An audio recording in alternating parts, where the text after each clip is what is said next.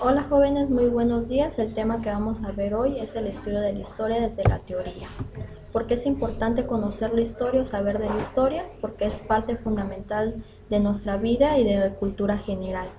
La historia es una ciencia muy difícil de explicar, ya que todos damos un punto de vista distinto de acuerdo a los conocimientos que nosotros tenemos desde la escuela o lo que nos han contado.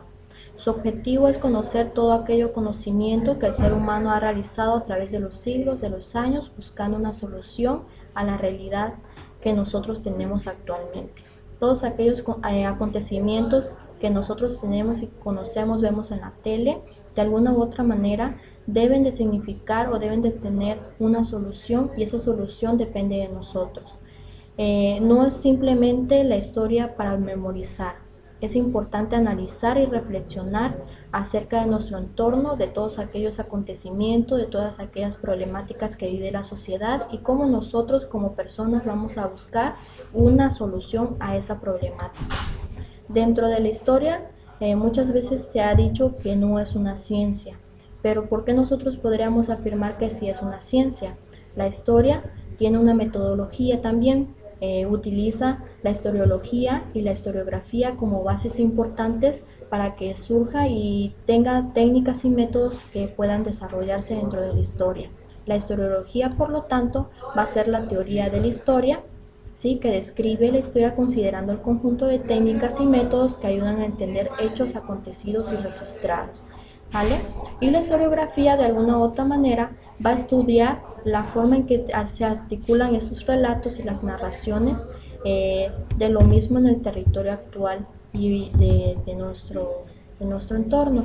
Entonces, la historiografía es parte importante de la historia y va a ir de la mano junto con la historiología, que van a ser la base y el sustento que le va a dar la cientificidad a la historia.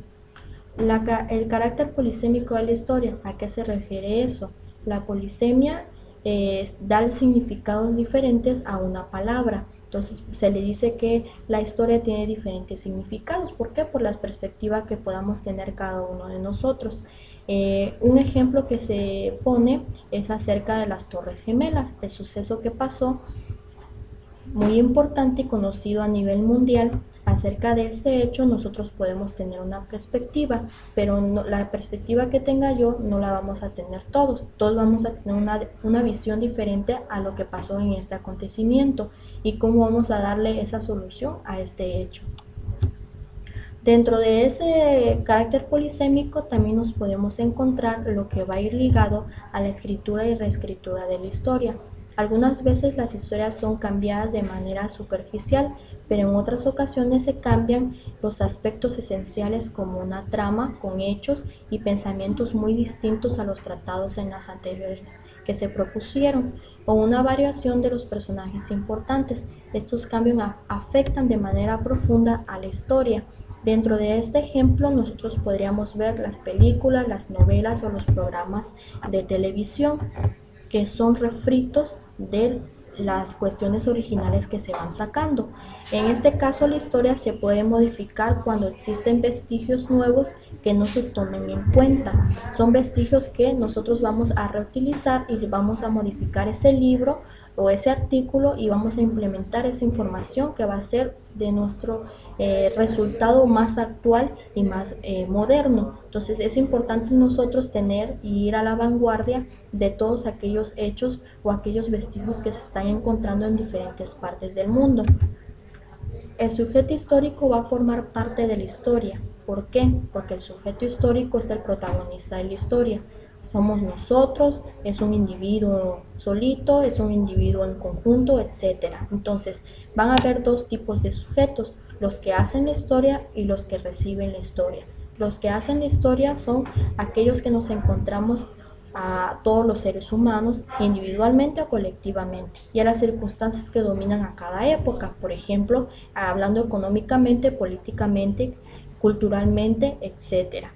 Y los que reciben esa historia, que son los protagonistas en el presente, porque son afectados de la misma forma y además son hacedores de una nueva historia. Estos sujetos van a formar parte esencial dentro de la historia. Si no hay un sujeto, no existe la historia. Dentro de la historia nos encontramos la historia subjetiva y la historia objetiva. La historia subjetiva no siempre se apega al hecho en sí, sino ese hecho es considerado para su análisis e interpretación una visión intuitiva, sentimental, emocional y prejuiciosa. Solemos nosotros ser prejuiciosos y meter un poquito de nuestros sentimientos cuando nosotros conocemos a una persona, entonces no somos objetivos en las cosas que estamos realizando. Por lo tal, no entra una cuestión más científica ahí. Cuando somos objetivos, pues obviamente aceptamos esa interpretación racional en bases en fuentes confiables y proporcionamos un conocimiento ya más científico. Entonces, esa es la diferencia de una historia subjetiva y de una historia objetiva. Al querer estudiar la historia, nosotros podemos dividirla en varias etapas. ¿Cuáles van a ser esos tipos de historia? Pues obviamente las que nosotros vamos a desarrollar en las actividades del hombre de la vida diaria. Una historia cultural, una historia económica, la historia política, la historia demográfica, la historia oral y la historia de la vida cotidiana. Esos tipos de historia nos van a dar a nosotros una información muy importante y con la que nosotros podemos realizar diferentes investigaciones a un grupo social o a un solo individuo. Dentro de las categorías auxiliares para estudiar la historia, nos permiten el investigador enfocarse en momentos o lugares específicos.